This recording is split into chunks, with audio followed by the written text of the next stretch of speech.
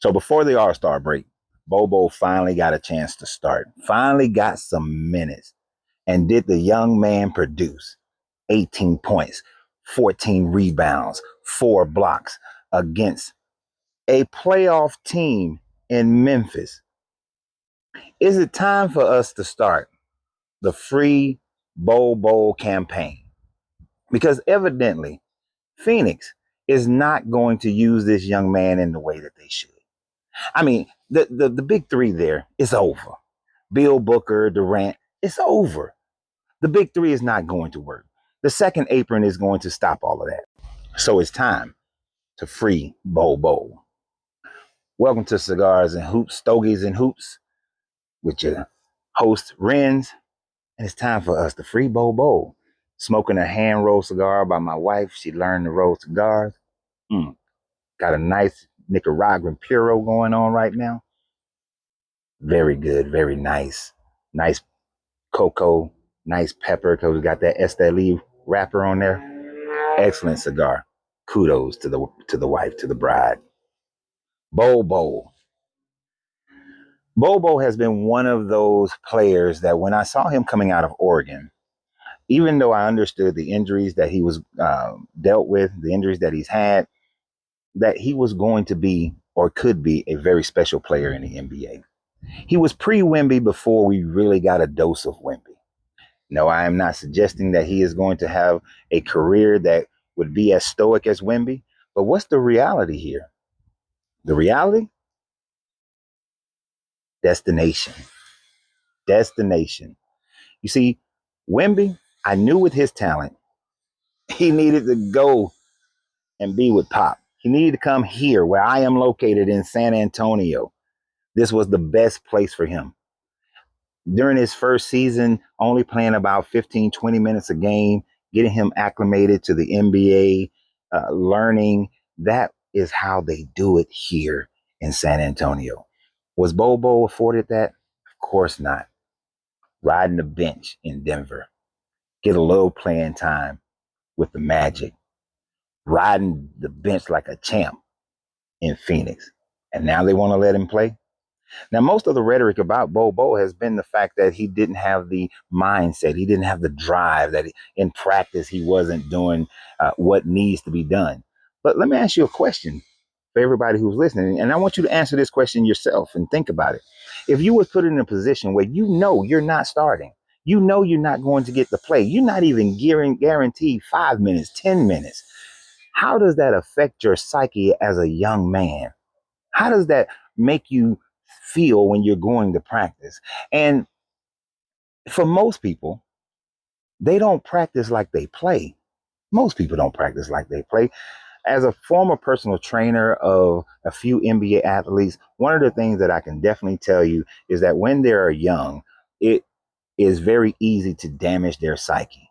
We saw that with Kwame Brown. I've seen it with other players that I've dealt with, that if you don't give them opportunities, if you don't bolster their confidence by allowing them to go out there and make their mistakes, allowing them to learn the game during the game, because practice, like my man said back in the day, practice? We talking about practice? I can tell you as a former lower level athlete, I never practiced the way I played. When I got on the football field, I played different. When I ran on the track, I ran different. When I played on the court, I played different. You don't play the same way you practice. So for these coaches to say that and try to blame practice, practice, practice? Come on, man. Now, do I believe Bol Bol has lived up to his expectations? Do I believe that he had bigger, let me rephrase, do I believe that he had bigger expectations than what he should have had coming into the league? Of course. Going to Denver, playing behind Joker? Of course. That wasn't the best situation to him. He did not get or was afforded, as many young men are, the opportunity to play for a system that is beneficial to him. Bol Bol, at the time frame of coming out of the draft, would have been better off with teams like teams that were lower in the pool, teams that weren't aspiring for championships. If he had gone in the earlier mid first round, He would have went to a team where he would have had an opportunity to play. He would have went to a team where he would have had an opportunity to learn from his mistakes. But instead, he went to a team that was contending for championships. Championship teams do not give rookies opportunities to play. Championship teams are not ready to risk losing games in order to develop rookies. He was the victim of going to a team that wasn't ready for him, that wasn't in the mindset of allowing him to develop, allowing him to grow. He would have been better off in that draft going to a team like Charlotte. Charlotte would have been a better opportunity for him. He would have got a chance to play. And we see when he got a chance to play in Orlando, double doubles, scoring 20. But they didn't see him in their future. So they benched him. And he was making mistakes, but he was making young man rookie mistakes. And as we see, Orlando have gotten into the playoff picture. Orlando is put their bet on Franz Wagner. They put their bet on the other players that they have there. So they was not putting their bet on Bol Bol when he was a replica to a certain extent of what they already had, who was already more polished. You know, Banchero, he was not taking Banchero's position. So then they ship him off to the Suns. But the Suns aren't using him. The Suns weren't using him. They hedged their bet on their big three, which has failed dramatically each year. The NBA is learning. The NBA is learning that the big three is over. Bol Bol needs to be freed. Bol Bol needs to go to a team that will be able to utilize his talents. When he was leaving the Magic, I was hoping for him to go to my team, my Atlanta Hawks. At the time frame, and still now with Capella and Okongwu, and before Jalen Johnson had broken out, I wanted Bol Bol. I knew he would get an opportunity to have Trae Young passing the ball to him, setting him up for the lob or the kickouts. That's where I wanted to see Bol Bol. Because when they did play Atlanta, Bol Bol for the match, when he was playing for the Magic, Bol Bol whooped Atlanta's ass, clear as day. Beat all the hell snots out of them. I wanted Bol Bol, but I want to see this man succeed more than anything else. Just like when Wemby came out. If he can't go to Atlanta, then I wanted him to come here to San Antonio, and it worked out that way. We can talk about that on a later date as to how that worked out.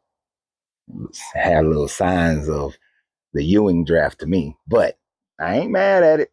I ain't mad at it. But I'm glad that Bol Bol had an opportunity to go out there and show what he got, show his skill set. I look forward to this young man growing and getting better and being in a better situation. If you truly understand sports, the biggest thing to your success or your failure is where you land, what system you're in, what opportunities you get. There are many players out there who are just in bad situations. Kenyon Martin Jr., for one, and we can do a whole video discussing him. This young man has just been in bad situation after bad situation. And hopefully now this situation in Dallas will provide him an opportunity to grow and show what he can really be. But Bol Bol, ooh, Dallas might not be bad for Bol Bol. What do you guys think? Since AD, we know he's injury prone. We know Lively, a little injury prone as well. I think Dallas would be a good fit for Bol Bol, especially he'll get some playing time and he'll have an opportunity to grow. What do you guys think? Let me know. Stogies and Hoops. Let's keep it smoking. And like I said, the cigar today is a hand roll by my wife, Nicaraguan Puro. Mm. Great with coffee or a nice bourbon. Keep it smoking.